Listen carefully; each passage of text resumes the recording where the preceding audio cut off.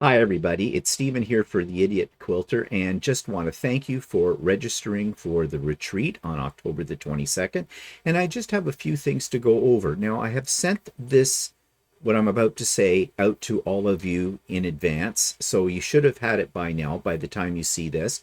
But just in case you haven't, here is what that document talked about. There are three sections to this document. I'm going to talk about the retreat agenda, what we have planned for the day. I'm going to talk about where you can get some help with Zoom if you're new to using Zoom. And I'm also going to talk a little bit about the etiquette of the retreat, and that involves Zoom as well. So let's start with the retreat agenda for that day. I have three guest speakers lined up for the day. And well, doors open at 7:30 a.m. I'm opening the doors half an hour earlier than it states on the agenda that says it really starts at 8 a.m. Eastern Standard Time. All times are in Eastern Standard Time, by the way. The reason I'm opening it up at 7:30 is because I have to let each one of you in individually, and there are over 90 of you coming. So I want to do it quickly and efficiently. So please be patient when you first log on. You'll be in a waiting room, and I will get to you. What I'm doing is I'm marking your name off of my registration list to know who has actually shown up for this, okay? It'll only take a few seconds for me to let you in, so don't think because you're instantly not in that you're blocked or something like that. No, just give me a little time to get you in. So the doors open, as I said, at about approximately 7:30 a.m. Eastern Standard Time. Around 9 o'clock, we will have the official welcome, but you can get started on whatever you want to do as soon as you are admitted. I would ask you at that time as well that if you happen to have a little bit of a problem, I will help you out with that. But again, please be patient. There's only me and 90 of you, okay? At 10 o'clock, we have our first presentation, and this is going to be done by Adam from Adam Sews. Adam, I think, is going to talk about his art doll creations and possibly some of his other things as well. Adam is a very talented sewer. He has a lot of original designs, and I think you're really going to enjoy him. And if you want to get a feel for what Adam is all about, then you might want to go into YouTube and look for Adam Sews and check out some of his videos. Around 12 o'clock, I'll be having the slide presentation of your beautiful creations, and I hope you have sent me one. I only want one picture of your favorite creation, something you want to share with everybody else, and you do not need to write any description of it whatsoever. In fact, please don't, because I won't be using that. But I do need your first and last name, so I can make sure that I've labeled your your creation correctly. Now, at the time of making this video, I am asking that you send me your picture if you're going to, and it's optional. You don't have to do this. So send me that picture by the Monday before the retreat, which would be October the 17th.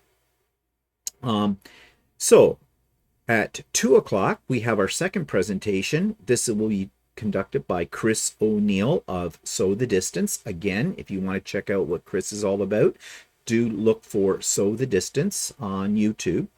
And she's going to be talking about what antique quilts can tell us. Very interesting information as well. She's a very interesting and excellent presenter.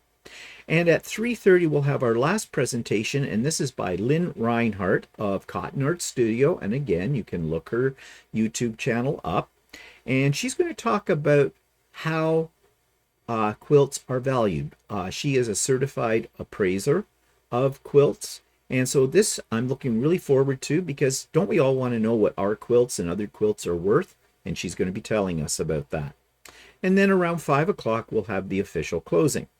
Now, throughout the day, there's going to be random prize draws. The prize draws are going to consist of a pattern, or possibly a gift certificate from Amazon. So that will be just done at random. So we'll see. Good luck to all. Let's see. And I will be doing something I call victim spotlighting. Sounds ominous, doesn't it? But what that means is I will just pick people at random from my registration list to tell us who they are, where they're from, and show us what they're working on at that moment in time. Something very short and quick. Now, if you're uncomfortable with that and you happen to get picked, you can just say, no, that's fine. I'd rather not. I pass. And that's okay. No pressure whatsoever. Okay, so lots of things happening during the day and lots of time for you to work on whatever you want to work on and to have pleasant conversation. Or if you're having a problem with something, with your sewing or quilting or crafting, whatever, please feel free to put that out to the group, because with that number of people, you're bound to find somebody that has a solution to your problem. Okay, so that's the first part of what I sent out in the agenda document. The second part is a series of links for how to use Zoom on whatever device you happen to be using it on. Now, I strongly recommend that you check out a video that's appropriate to your equipment. There's ones about using your PC or your Mac computer, using the iPad, using an iPhone, using an Android phone, and using an Android tablet. I'm sorry, but I don't know how to use the last two because I do not own any Android devices. I'm pretty comfortable with using Zoom on my computer, on my Mac, and on a PC, and pretty much the same with an iPad and an iPhone. But there's 90 of you, there's one of me. So it may be very difficult for me to help you out with a technical problem. So that's why I'm including these videos here about how to use your equipment. You can also go to zoom.us, and they have many, many helpful guides on how to use Zoom. It's fairly user-friendly, but I think it'll make your day go a little bit better and more smoothly if you are a little uncomfortable with how Zoom works. So please do check that out, because as I said, I may not be able to solve a technical issue for you if you're having one. It's just the nature of the beast. Okay. Now, my last part of that document is guidelines to help you enjoy the day, and I really would like you to especially note these, because when there's 90 people on a Zoom call, everybody cannot be talking at once. And if everybody starts talking at once, we have a problem. So I'm going to say right off the bat, and I'm not being nasty about this, but I will mute people if they've left their microphone on and there's background noise happening that's disrupting what we're doing. Everyone will be muted during the presentations. There will be opportunities for you to ask questions of the presenters after their presentation is over. And basically, I will interrupt conversations if I need be. So I ask this: please be kind and considerate to the other people that are also in the Zoom call. By all means, have a conversation, discuss things, ask questions, but don't monopolize. The reason I say that is because I have been on some Zoom calls before where there's always one or two people who basically monopolize the conversation, and other people don't have an opportunity to join into it or add information. So keep that in mind, okay, when you're doing it. It's just a polite thing to do. But I am an active moderator this day, and what I mean by that is I do control what's happening that day, and I will take control. Don't make me go teacher on you, okay? I don't anticipate any problems, have not had any in the past, but I just put that out there so you can consider it. So there's some tips here or some guidelines that I'd like you to follow.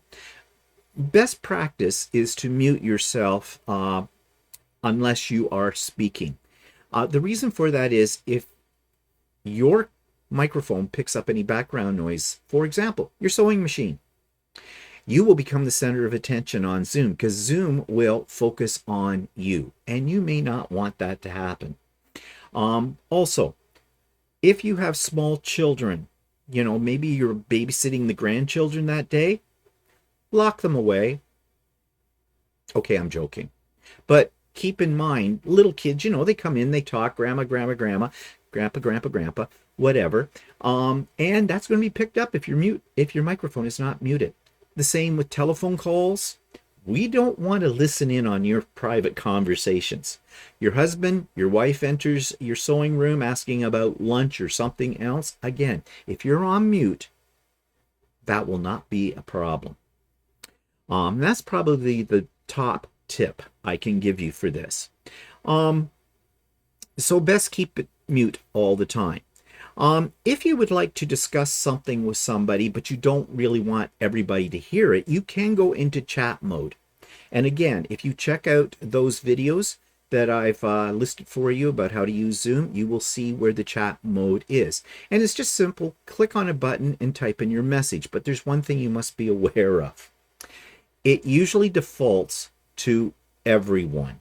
Now you can change that. There's a little pull down menu in the chat, and you just pull it down and you'll see everybody, and it's going to be a long list, everybody that is listed. So if there's one individual you would like to talk to privately, you just need to highlight their name in that list and away you go. Okay? That will save everybody from seeing your conversation. My recommendation is if you really have something that's personal and private you want to speak to somebody else about, might be better to send it as an email outside of Zoom. Okay? If you have a question, however, for me, the host, you don't need to always unmute yourself and ask it verbally. You can use the chat mode for that as well. But if it is a question for me, I'd ask you to put it all in capital letters, because then I will be able to see it, because there could be a lot of chat messages scrolling by and I might miss it otherwise. Feel free, though, to talk about anything you like, with the exception of, well, let's not get into politics. Let's not get into COVID. This is a drama-free zone, so friendly, constructive conversation is always welcome. Now, I know you know these guidelines, but I feel that I need to reinforce it, because for some people, this might be a new experience for them, and I want the day to be pleasant. So at any time during the day, if you're having a problem, if you need to get a hold of me, I've given you information on how to get a hold of me. I will be very, very happy to try my best to help you out. It's going to be fun. Lots of fun. So bring your fun attitude with you, and I know you're going to enjoy the day. So thank you for registering for the Idiot Quilter Fall Retreat, and I look forward to seeing you all. Oh, and just one more thing. If you've never been to a Zoom retreat before and you're feeling a little apprehensive because you may be meeting a lot of people that you don't know, then I invite you to join the Icebreaker Cocktail Party the night before, starting at 7 p.m. Eastern Time. All are welcome. Bring your favorite beverage, bring a snack if you wish, and if you want to show us something, bring us something as well. So you may have already sent me a picture of one thing. If you've got something else, sure, let's share it then. We're just going to have a friendly little conversation, friends getting together. It's a little party, and I may play a game or two with you as well. I'll probably go over basic etiquette again on that in the agenda for the day. It's just so that you'll feel comfortable with at least some of the people, because I know not everybody will be able to make it to the cocktail party, but just to feel comfortable with, the people that are going to be at the retreat. I think you're going to find that everybody is very supportive, very helpful, very friendly. Okay, that's it for me. I hope you found this video helpful, and I'm looking forward to seeing you and meeting you on October the 22nd for the Idiot Quilter Fall Retreat.